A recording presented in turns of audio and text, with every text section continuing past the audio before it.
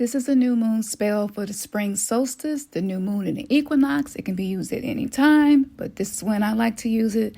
I have used this for a few years. Let me break it down. And everything that I banish that is no longer serving me, whether it's a habit, an attitude, a particular belief, or a person, a job, a situation, a project, anything, something with the kids that I want to banish, I use this. And what you see here basically is 3 black candles. You don't have to use 3, but I use 3 because I was working with the triple goddess healing energy that I was calling to support me during the full moon.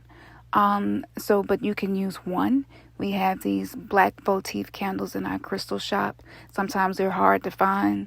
And I was like, let me stock up on these and get a hard to find item so that people can always find it. So you can get that there. You also see the obsidian in the middle. The intention is for the obsidian to carry the energy of what no longer served me that I'm releasing. Any black crystal absorbs energy. I have a few things that I wear to hold that energy throughout the processing of this ceremony. So you can have a bracelet, a ring, a necklace, some earrings that you allow to sit near your candle to hold the energy. Now on the candle, you can write with a knife or a toothpick, just a sharp object, write names and what you are releasing on the candle. Okay, the size doesn't matter, and how many times you write it doesn't matter. Once you do that, if you have the root chakra potion, I use some of the root chakra potion because healing trauma has required me to focus intently on my inner child. So I was banishing things that my inner child experienced and went through that I'm appreciative for, and I got gangster gratitude for. So it's not serving me to hold on to it. So that's why I did that. Okay. Now, after you complete that, I use an old plant. Get something that represents something old or something that's dead. I just tear off pieces of my plant and use it when I'm releasing something.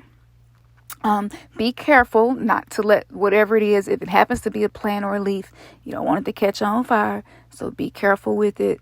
I put water sometimes right around the base of the candle just to provide a barrier that is protected from anything happening. But I stay with this the whole time because this ceremony is a hypnosis, a self-hypnosis. It's a guided meditation by your I divine self. You're communicating with spirit through the beautiful tools that we were given to assist us on the planet as we're going through just healing ancient traumas at such a fast speed. Like we're being given so many opportunities to heal.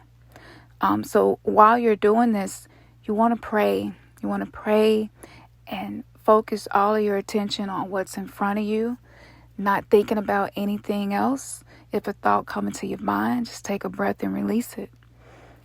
Once you're done doing that, I like to use sweet smelling candles once I'm done because the olfactory of the senses of the nose goes straight to the brain and into the third eye and the pineal gland, the hypothalamus. So this is me breathing in the sweetness of the work that I have done and receiving it into my being, into my mind. So I do that, and I like to go clockwise. And the reason I'm going clockwise, people say, well, if you're banishing something, why would you go clockwise with the smoke? But I go clockwise and then I go counterclockwise. So I'm basically saying like this is done past, present, and future, both directions of time on the clock, right? Because I want this to be outside of time and space, healing happening and not just something surfacey. So be sure about the things that you are releasing, because after 5 days of doing this, it was so many things that I thought were in my life as blockages that were removed, and I discovered the reason that it was there. I was getting to know me better and along the journey of discovering some of the illusions that I have been living in, and some of the stories and lies and narratives, diverses that we create. We create our own reality, and oftentimes we do it in unconsciousness, right? So yes, if you do this, know that you are going to have impact as long as you are focusing, setting the intentions, and holding your attention on your working. Now, my favorite thing to do, this is one of my secrets I haven't shared yet. For the first time, I'm sharing this. Whenever you do a healing ceremony, whether it's full moon, new moon, banishing, return to sender, no, don't matter what it is, okay? Use your pendulum and ask, is this complete? Or is there more for me to do? Should I spend more time meditating and praying with this flame?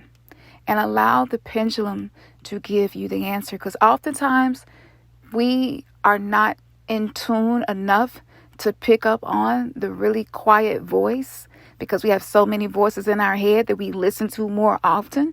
So oftentimes we won't pick up on it. Okay? So this is going to connect you with your outer divine self more. And I hope that you enjoyed this. This was just a freebie I'm giving. I usually put these on Patreon. We have over 50 different healing ceremonies and so many things that you can do on Patreon. And everything that you saw here is on sale for 24 hours, 30 to 50% off everything. Okay?